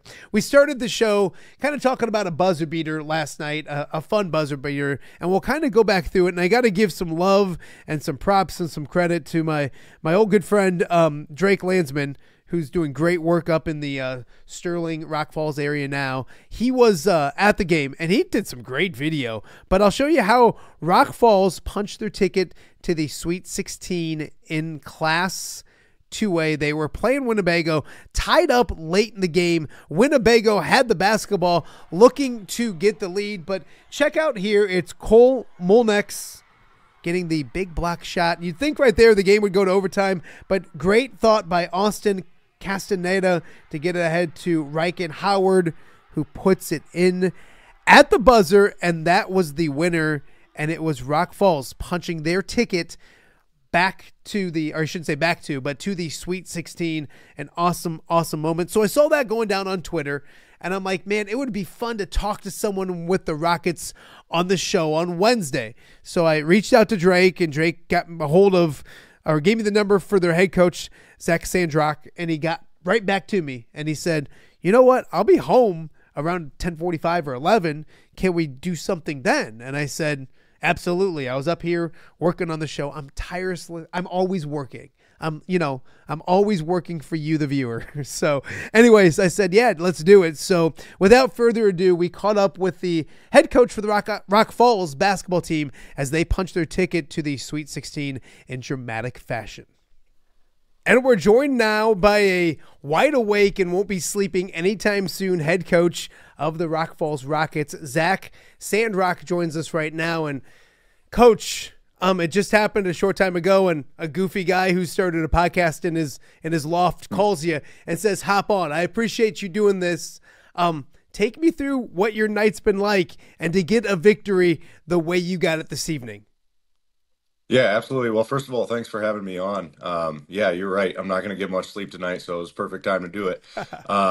Yeah, tonight it was a wild one. I don't think we played our best basketball, but the grit and just kind of grinding through that game kept us in it. We were down for the majority of the second half after leading at halftime, and then, towards the end, we were down. We were kind of trailing, trying to get some buckets, and finally ended up tying it. They had the ball, what we thought would be to end it. They took the air out of the ball a little bit with the last 20 some seconds left, and we got a big stop, then another big block, and we leaked out in transition, got a kick out into ahead of us, and a nice little floater to win it as the time expired. So it was a wild one. We were hoping to control the game a little bit more, but win's a win. So Yeah, and our viewers will see it right now because of the courtesy of Drake Landsman, an old friend of mine who did a fantastic job covering the game and kind of talk about it, Coach, because on a play like this, you're going to talk about the game-winning shot and Reich and Howard getting that floater to win it, but you talked about the defensive end, and there's Cole Molnex who gets a big block shot, and that's the second straight game that a defensive play has got you guys a victory in the postseason. Kind of talk about that, because the victory, the celebration, the shot's going to get talked about, and maybe rightfully so, but that defense was huge by Cole. Yeah, the defense was, and even before that, Nehemiah Menendez forced a pretty tough shot for the Bagel point guard. They missed that, and kind of the ball got tipped around and then went out to another guard of Winnebago. He put up a shot, but Cole was right there to get a big block, and then that tip ball was it was loose. We got after it and pushed it forward. But yeah, that's two games in a row, two close games in a row where Cole stepped up big, and big lanky arms and just awareness to get a nice clean block shot has either saved us the game or put us into overtime in the first one, and then tonight really gave us the opportunity to not go into overtime and just seal the deal right there. So it was a huge defensive momentum near the end of the game where our boys stepped up, and all great things for Cole, but it was also the on-ball defense by Nehemiah Menendez, and then the getting after it and by the rest of our guys, and then the leak out by Riken. And the pass by, the scoop up by Austin Castaneda, and the pass ahead to get that shot just before the buzzer went off. That's the thing, Coach, because you can see the scoreboard off on the side, and it's probably under 5 seconds, like a tick under 5 seconds, like 4.9 when the block actually happens. If I'm Austin and I get that carom, I'm just grabbing it and being thankful that we're going to overtime. To have the thought process to look up and look out and get a leak out like that to Riken for the bucket, all credit goes to Austin as well, because I'm thinking overtime and he's thinking victory. Yeah, absolutely. We teach our guys, we like to run in transition. So we teach, if you're at the top, we're leaking out. So I think some just natural instincts kicked in with Riken, and we're always trying to push the ball up the floor. So I think natural instincts kicked in with the rest of them. Now AC, we call Austin AC. AC, grabbed that loose ball, saw the open man, kicked it forward, and thankfully, thank God, I about to call a timeout. Thankfully, I didn't. So I didn't really see Riken. I was looking at the loose ball, and then as soon as I was about to throw the hand up and put the tee up and yell for timeout, I saw Riken out of the corner of my eye and held back, and rest. And Coach, you look at Riken, it was a friendly roll on the road, which we'll take. We're not going to complain about, but the celebration and the look in those kids' eyes, and it's been a fun postseason so far. That regional game was an amazing game with Riverdale as well. What was it like as a coach to watch your guys celebrate that way? Watch your fans celebrate that way. That's what high school basketball is all about, isn't it? Absolutely. And glory to God that, we get this opportunity. And, it's the greatest feeling in the world as a coach to see the boys, see their hard work pay off, to see the joy in their faces. When that happens, and I got, luckily, and thank God, I got to see it twice in the span of a week. We got the regional championship. Timmy or Quatim Heald hit that 3-pointer in overtime to win it. Got to see it then. And then tonight, obviously, got to see it again with another guy stepping up and hitting a big shot. And a couple guys down on the other side of the floor making the play with the block. The on-ball defense by Neo, the block by Cole, the scoop up and pass forward by AC. And then just seeing the joy in those guys' faces to see all the work that they put in pay off, and in a big way and a big win, and there's no better feeling than that. It's all about those guys and what they experience, and how they can take that moving forward to be better men. So to see them that hard work and all that we've been doing pay off, and it's awesome. Can I ask you what the locker room or the bus ride home or all of that was like? And we mentioned you're not sleeping anytime soon. That's a good thing. What was that locker room like? Because it's moments like this, and I think chemistry that builds team chemistry moving on. You know what I mean? And to let these kids have fun. What was it like in that locker room on that bus ride home? I'm sure a lot of laughs and smiles. I can only imagine. Oh yeah, the locker room was pretty hyped. Really energized. The boys were super excited, but it turned quickly, and that's what's different about this team. It turned very quickly from the excitement to the determination and understanding. We've been saying the job's not finished. So it turned quickly from the excitement of the win and of what happened to, all right, well, let's go. Job's not finished. We're moving on to Friday. Let's start preparing. Bus ride home was pretty quiet. You had guys laughing and talking, but long bus ride home, hour and a half bus ride home. Got kind of quiet. Guys are resting up, and then just ready to move on and get to Friday as well. So it was a mixture of, and this, again, like I said, it's the greatness of this team. It was a mixture of that excitement, but then bringing it back and saying, all right, job's not finished. Let's move on. We got Friday now. I'm going to talk to you about Friday in a second, but we kind of joke that you're not going to sleep tonight. And Marty Marshall, head coach at Central DeWitt, was on with me yesterday. And the way same thing, he said, I talked to him at 9 o'clock, 10 o'clock in the morning, and he's like, I haven't slept yet, but it's a good no sleep. Yeah. And there's the other side of it as well. You coaches also probably have those sleepless nights when that buzzer beater goes against you. So kind of talk about that, because I don't know if people realize what you coaches pour into this. And yeah, you're not going to sleep for a good reason tonight, but it's also the other way around sometimes. And that's life as a coach in sports, and especially at the high school level. Yeah, absolutely. I've had plenty of sleepless nights when even if it's, whatever, a 20-point loss, a 5-point loss, or even a win that just didn't quite seem like a win. We pour everything into it. If we did it for the money, then we're in the wrong business, because that's not the case. But you pour everything into it for the boys to have the experience and to grow better people. We're always talking. We got to use the culture, and we got to use the lessons learned as to grow as a better man. And so it's really about, it's about that. And that's where I think a lot of the sleepless nights come. When you get a big win like this, it's excitement, it's joy, it's preparation for the next one. But for those other ones, it's what can we do, to better these guys, and what can we do to better ourselves and coaching staff as well. It's not just that, but what can we do better for them? And emphasize for them, because that's what it's about. It's about these boys learning, how to deal with adversity and learning how to better themselves on a daily basis.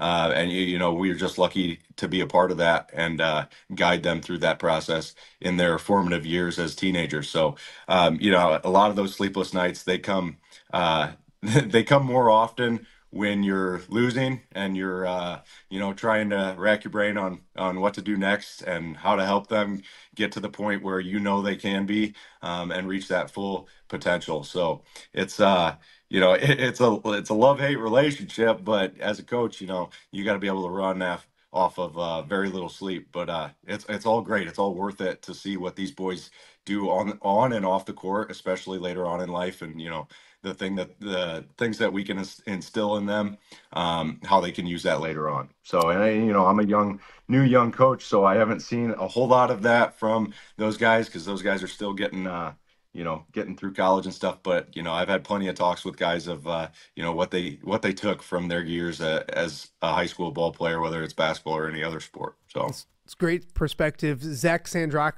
joining us right now and Off the Air with Matt Randazzo. A few more before I let you pretend to try to go to sleep, Coach. Or celebrate a little more. You have to move forward, and so I say celebrate jokingly because there's another game on Friday. Now you'll play the winner of the Wednesday matchup between two really good schools, Byron and Princeton. And you've seen Byron or Princeton earlier in the year. I know you mentioned that. And we've had Noah Laporte on the show probably 3 weeks ago when he broke the all-time school record for points scored at Princeton. So either way, a tough task. There's some familiarity moving ahead as well. So take me through that. How do you turn the page? How quickly do you get back to work? Obviously a shorter time between this victory and your next game than a Friday to Tuesday game, like when with regionals and sectionals. So turn the page for me, and how do you prepare for what's next? Yeah, last week we went Wednesday to Friday for regional, so that was a real quick turnaround. At least we got another day here. I'll start prepping tonight. I'll start taking a look at film, what we need to work on, and what we can do, moving forward in practice tomorrow. So yeah, we've got two familiar opponents that are facing off tomorrow night with Princeton and Byron. We've seen both of them this season, so it's nice to be familiar with them already, which does help. But teams change throughout the year. They get better. They put in different stuff. They might change the schemes and what they're doing on both sides of the floor.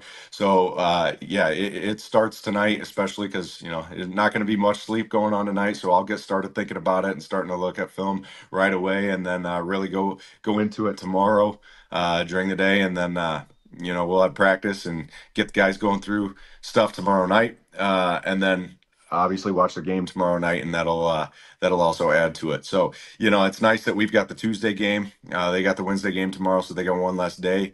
So that helps a lot. But yeah, it doesn't stop. It's jobs. It's that same term or same thing that we talked about after the game with the boys. Is job's not finished, and that definitely means my job's not finished either. So it's a continuous cycle, and it just keeps going. So, but it's fun. That's the fun part, behind the scenes part, that people don't see and realize how much work goes into it, not just by coaches but the boys too. They're always studying, they're always prepping, and they're mentally getting ready for that game. So yeah, it doesn't stop.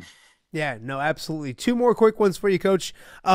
You talked about the ebbs and flows of a season, and you guys have had peaks and valleys like every team does. And I know we talked before we went on air about the flu as well, and that went through my household. It's gone through every team, I think, that I know about. Talk about the ebbs and flows of a season, and there's times that's hard for young people to experience. It's hard for adults to overcome adversity in their lives, more or less young people, when it comes to sports and all that kind of stuff. What is it to say about this group that they have overcome some adversity throughout the season, and now they're probably playing their best basketball at the right time of the year?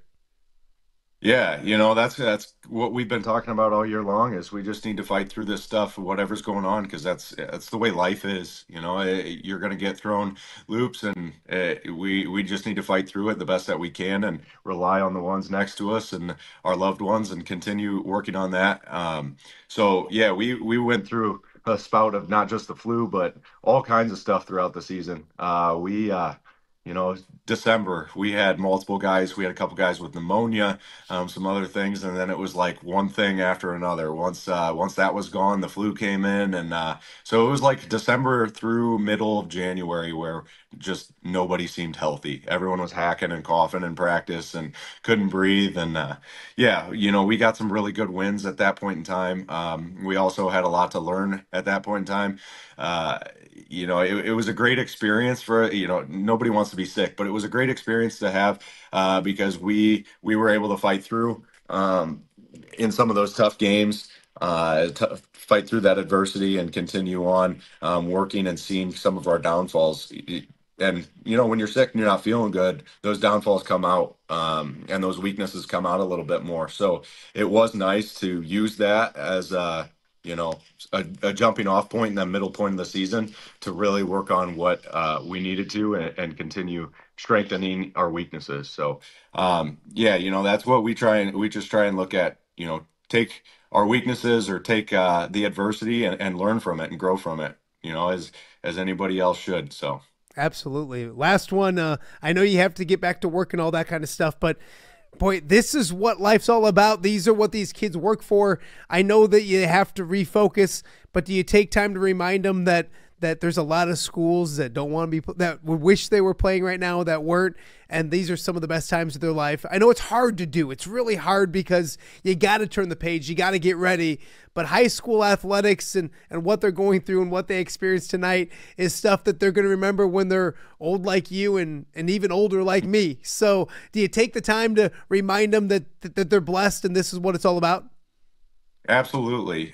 We talk about the blessings of our life, not just here in basketball, but the relationships that we have outside of the game and things like that. So we do look at that. But the great, like I said, the great thing about this group is they have a mentality of just continuing to fight and understanding the moment that they're in.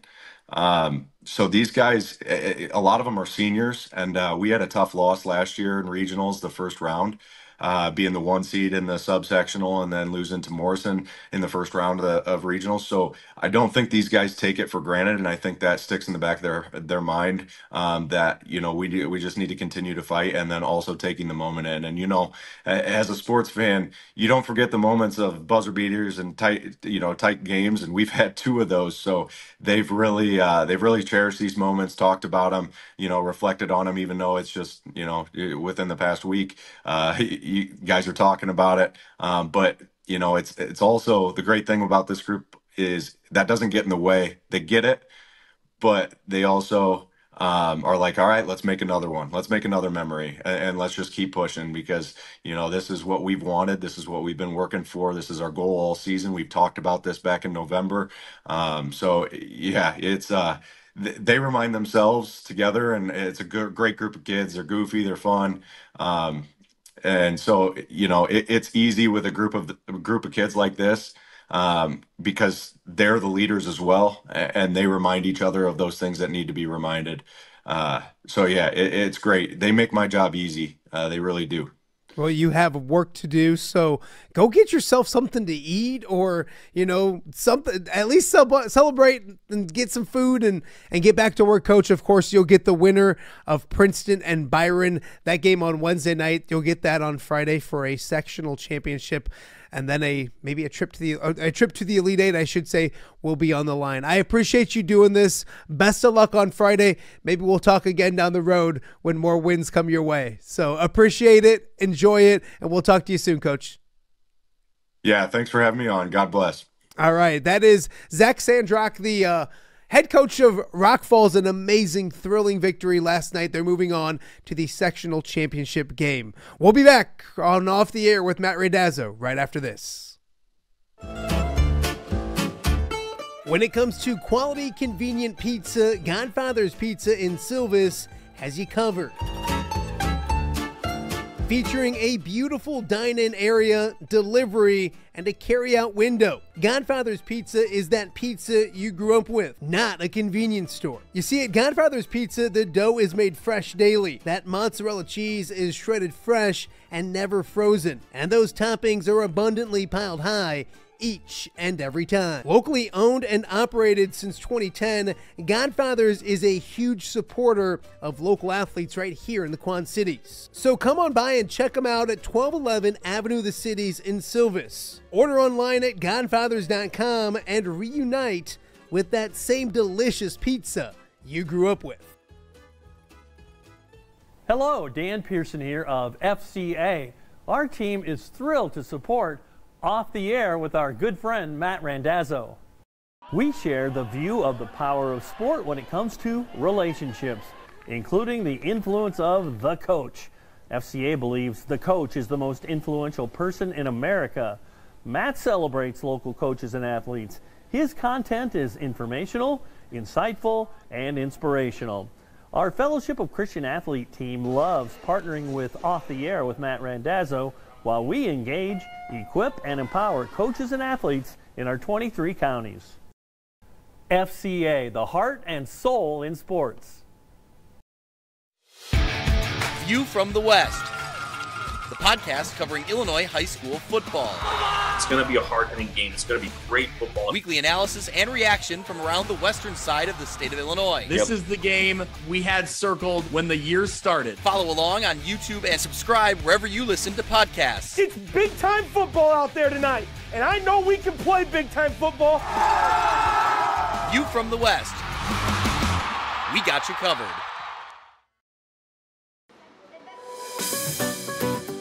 Are you looking for the Quad City's best chips and salsa? There's only one dude to turn to. Right on. Snoop. Hand-cut chips, fried fresh with that crunch you've come to love. And the most addicting salsa with delicious fresh ingredients each and every time. Pick up your chips and salsa, queso, enchiladas, and much more at the Stern Center in Rock Island. To place your order, simply call the man himself. It's Snoop at 309-314-8197 and find out for yourself what the rest of the Quad Cities already loves.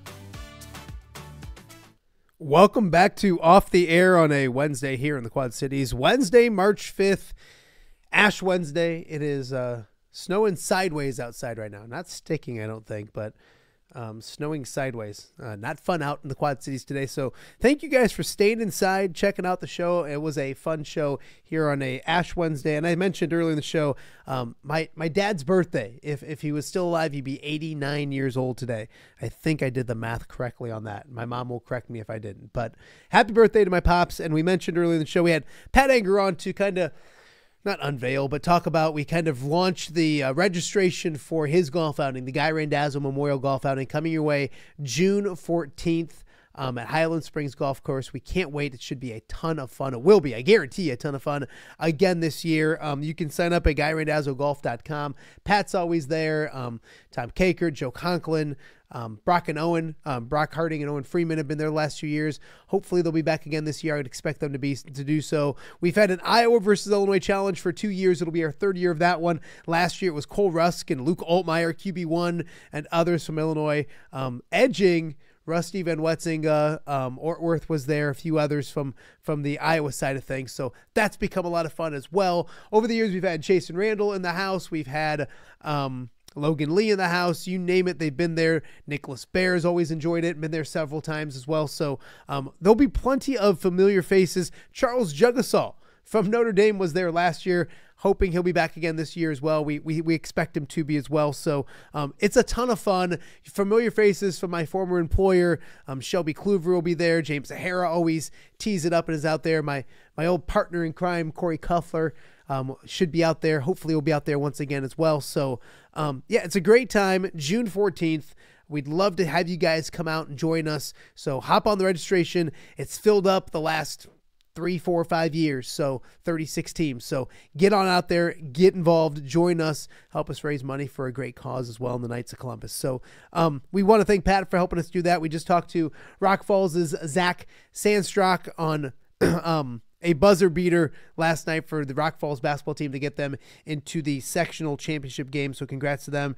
And then the first hour of the show almost was me and my good friend Scott Docterman from The Athletic. And when he was on, I didn't pump his stuff up enough. So if you listened to it and enjoyed it, everyone knows Scott, longtime beat writer for the Iowa Hawkeyes, switched to The Athletic several years ago, just killing it, doing amazing stuff. So check out his stuff at The Athletic. Also, him and Chad Leistigo do an awesome podcast as well. So check that out on Everywhere Iowa. Scott and Chad, two good dudes, doing great work as well. So we talked everything with Scott. He was at the Combine last week, talked about Darian Porter from Bettendorf and his skyrocketing stock as we get ready for the NFL draft. We talked about Caleb Johnson, where he'll land, a bunch of different stuff. So check that out. We appreciate you guys doing so. If you missed that interview, you're tuning in late, go check that out. It's on YouTube. It'll live on all the podcasting forums as well, or you can go play it back right here on X as well. It's been a busy morning for the Chicago Bears before we let you go. Yesterday, they traded for Jonah Jackson from the Los Angeles Rams. Not official yet. 6th round pick goes there. Jonah Jackson comes there. I know a lot about Jonah Jackson. He spent the first 5 years of his career with the Detroit Lions. Good guard. Don't want to take anything away from him, but if he was really good, the Lions would have re-signed him last year. He went and got big money out in LA and with the Rams, and that's a good organization as well. And they wanted to get rid of him pretty quick, and they did so to the Bears. So I don't love. I mean, it's fine. It's a good move. He reunites with. It's a fine move. He reunites with Ben Johnson, somebody who he knows really well. Obviously, that move in itself didn't do a ton for me. Bears fans will get excited about anything, but it's probably better than the alternative of what they had this year. This morning they trade for Joe Thuney, 4-time Pro Bowler, 2-time All-Pro, was an All-Pro last year with the Chiefs. 33 years old, comes with a big price tag, and he's a free agent after this season. So it'll be interesting to see if the Bears want to re-sign him. He'll be 34 years old when he does that, but proofs of the pudding. His PFF grades were great last year. I think it's a good move. So what you're seeing is what I told Bears fans would happen from the jump.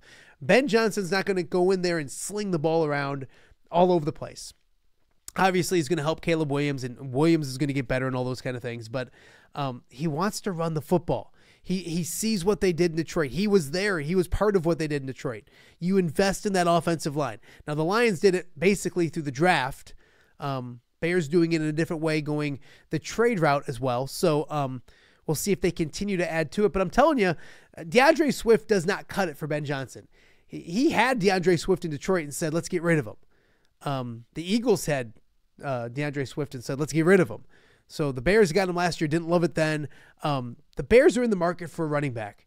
And I really think today, after watching the moves that they just got done doing, that Austin Gentry, with the 10th pick of the draft, could very well be a Chicago Bear. I really, truly believe that. Ben Johnson does not care. What he thinks is best for that offense, he's going to do. Remember, 2 years ago, everybody laughed. Scott Docterman was on earlier saying he gave the Lions an F for taking Jahmyr Gibbs. Jahmyr Gibbs is the best back in football. Best young back in football. I'm sorry.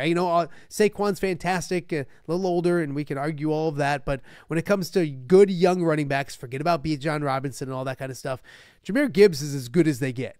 And I think in the next 2-3 years, he's going to be the best of the best. And I think that's what Ben Johnson wants in Chicago. Something along those lines. He wants to run the football, control the line of scrimmage, and then, you can pass off that and all those kind of things. I know he's super excited about the off-the-schedule plays that Caleb Williams can do and blah, blah, blah. And yeah, he's better at Jared Goff than that. But make no mistake about it, he wants to protect his quarterback. And I think that's what he's doing right now. So an interesting time for the Chicago Bears. As I always say, to make fun of the Bears, they always win the offseason.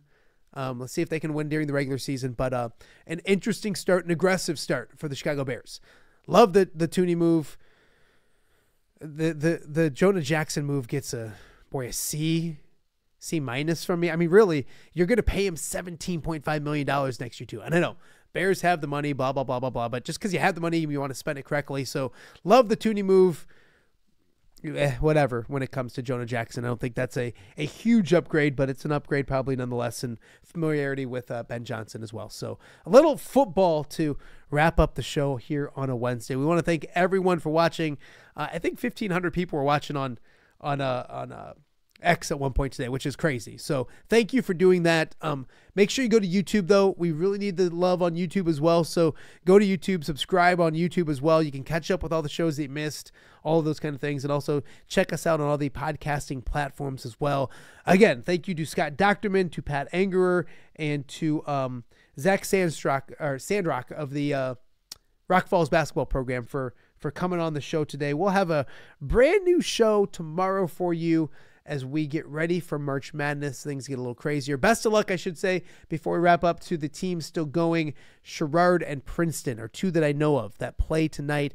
Best of luck to the Tigers. Best of luck to Sherrard. Sherrard, of course, probably 10, 15 miles that way from my house, probably 10 miles that way from my house. So we wish the Tigers the best of luck, and hopefully we can talk about a Tiger victory coming up tomorrow on the show. We'll have another packed show for you tomorrow. Thank you so much for watching once again on a snowy Wednesday here in the Quad Cities. Off the Air with Matt Randazzo. We appreciate you. We will talk to you guys tomorrow.